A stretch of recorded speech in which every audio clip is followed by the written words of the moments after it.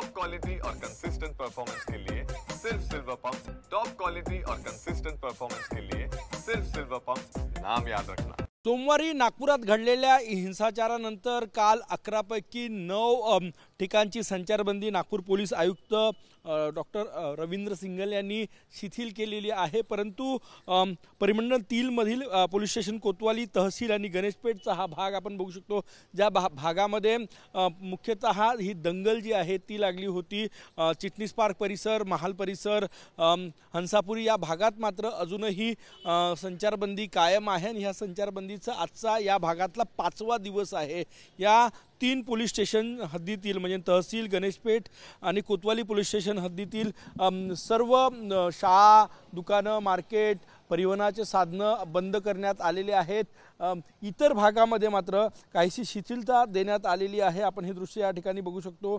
अजूनही महाल परिसरातील भालतारपुरा, हंसापुरी, मोमीनपुरा या भागात जे आहे ते चोख सुरक्षा व्यवस्था तैनात करण्यात आलेली आहे।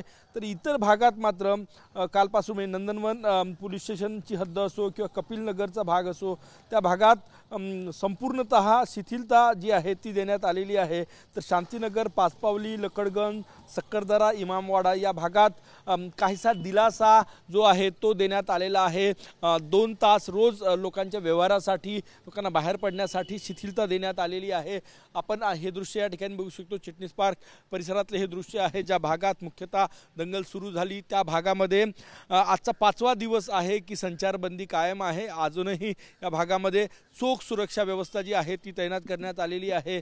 आज सुरक्षेचा आढावा घेऊन नागपूर पोलीस आयुक्त आणखी शिथिलता देण्याबाबत निर्णय घेणार।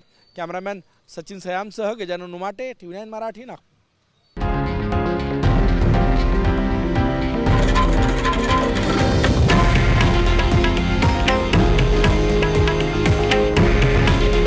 हे आहे देशातील नंबर 1 न्यूज नेटवर्क आणि आपण पाहत आहात TV9 मराठी।